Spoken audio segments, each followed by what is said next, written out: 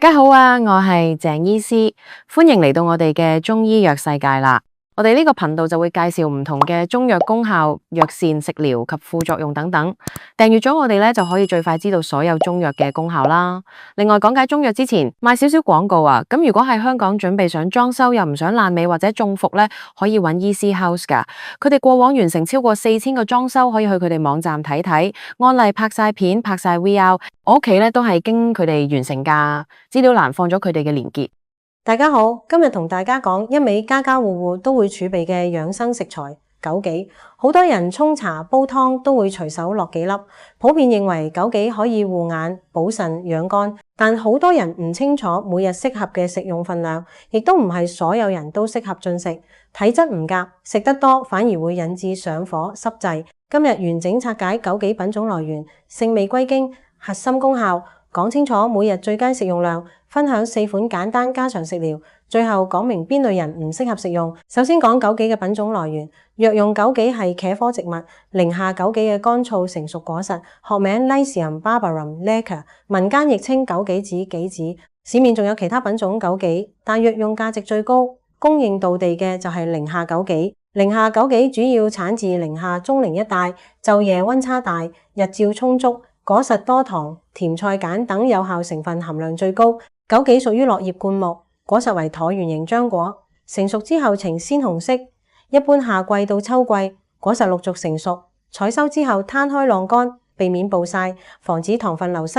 優質枸杞色澤暗紅，肉質柔軟，帶自然果香。如果顏色鮮紅過度，味道帶酸味，有機會經過染色處理，購買時要多加留意。枸杞藥用歷史悠久。《神農本草經》將其列為上品，記載枸杞可補肝腎、益精氣，長期服用能夠強健身體。接落嚟講枸杞嘅性味歸經，枸杞子味甘，性平，歸肝腎二經，甘味能夠補益滋潤，藥性平穩，不寒不熱。中醫理論認為，肝開竅於目，腎主藏精。枸杞同時入肝腎兩經，所以能夠同時調理肝腎虧虛引發嘅各類問題，都係佢護眼功效嘅根本源頭。枸杞三大核心功效分別係滋補肝腎、益精明目、生津潤燥。第一，滋補肝腎，針對肝腎不足引起嘅腰膝酸軟、頭暈耳鳴、精力衰退、容易疲勞，無論係長期勞累或是中老年體質衰退，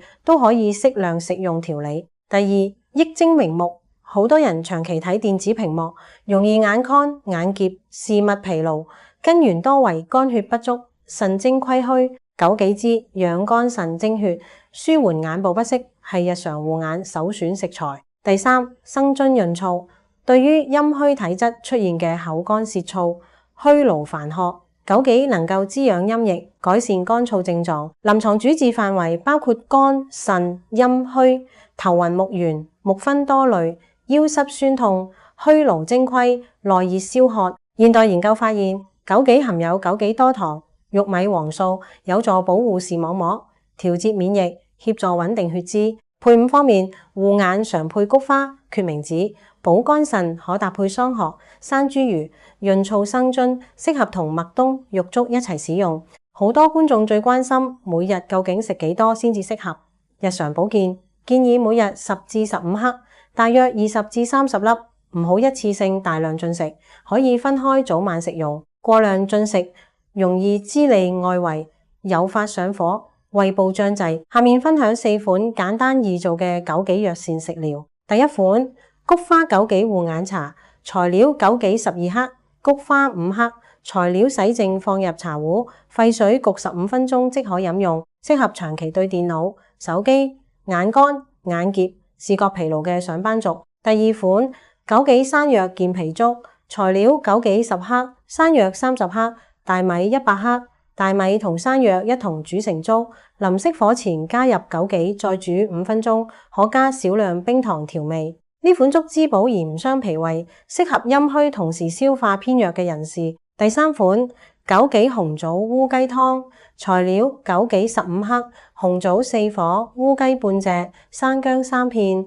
烏雞切塊飛水，所有材料放入砂鍋，大火滾開轉小火煲1.5小時，落鹽調味，適合氣血不足、頭暈乏力、面色蒼白嘅人。第4款麥冬枸杞潤燥飲，材料枸杞10克，麥冬8克，沸水沖泡焗20分鐘，適合經常熬夜、口乾、煙燥、陰虛煩渴嘅人群。最後講副作用同唔適合食用嘅人群，枸杞藥性平緩，正常份量食用基本唔會出現不適，過量進食會引致胃脹、痰多、大便軟爛，少數人會出現口瘡、燥熱等上火表現，減少份量或者暫停食用就能改善。以下5類人士唔適合進食枸杞。第一，濕熱體質、舌苔厚膩、口黏痰多人士。